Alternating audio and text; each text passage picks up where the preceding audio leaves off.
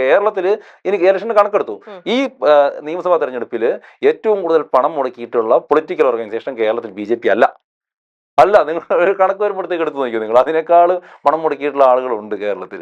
അതുണ്ട്. അത് പിന്നെ പറയുമ്പോൾ ഇങ്ങനെയൊക്കെ എന്തെങ്കിലുമൊക്കെ പറഞ്ഞല്ലോ എന്ന് വിചാരിച്ചിട്ട് അവർ പറഞ്ഞു പോകുന്നു എന്ന് മാത്രമേ ഉള്ളൂ. ഓക്കെ, ശരി. ഇപ്പോ ജനിച്ചത് തൊടുപുഴയില്, അതെ ഇപ്പൊ താമസിക്കുന്നത് തൃപ്പൂണിത്തുറയില്. അതെ അതെ ഇങ്ങനെ ഈ രണ്ട് സ്ഥലത്തും ഉള്ള ആൾക്കാരെയും കാര്യങ്ങളും ഒക്കെ ആയിട്ട് ശ്യാമിന് ഒരുപാട് പരിചയമുള്ള ഒരു വ്യക്തിയുമാണ്. ശ്യാമിനെയും ആ നാട്ടുകാർക്ക് അറിയാം. ശ്യാം ഇവിടെ വന്നു കഴിഞ്ഞാൽ വരാൻ പോകുന്ന മാറ്റങ്ങൾ, ശ്യാമിനെ കുറിച്ചുള്ള വ്യക്തിപരമായിട്ടും എല്ലാം അറിയുന്ന രണ്ടുപേരുണ്ട്. ആ സമയത്തും ഇപ്പൊ തൃപ്പൂണിത്തുറയിൽ നോക്കിക്കഴിഞ്ഞാല് ഈ രണ്ട് സ്ഥലത്തും അല്ല, നേരെ മാനന്തവാടിയിലാണ് ശ്യാംരാജ് വന്നു എന്നുള്ള ആള് എത്തി നിൽക്കുന്നത്. അതെ അതെ അപ്പോ ഈ തൃപ്പൂണിത്തുറയില് എന്നിട്ട് പെട്ടെന്ന് പുതിയതായിട്ട് ഇപ്പൊ അഞ്ജലിനെ കൊണ്ടുവന്ന് നിർത്തിയിരിക്കുന്നു. അതെ.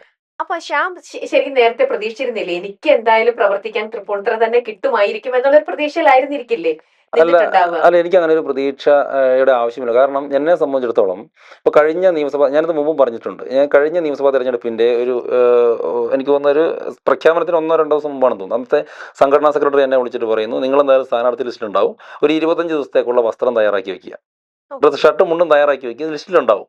ഇത് മാത്രമേ പറഞ്ഞിട്ടുള്ളൂ. അപ്പോൾ എന്നെ ഏറ്റവും ആപ്റ്റായിട്ട് എവിടെയാണോ സ്ഥാനാർത്ഥിയായിട്ട് പ്ലേസ് ചെയ്യാൻ പറ്റുക, അത് എന്നെക്കാൾ അറിയാവുന്ന എന്റെ പ്രസ്ഥാനത്തിനാണ്.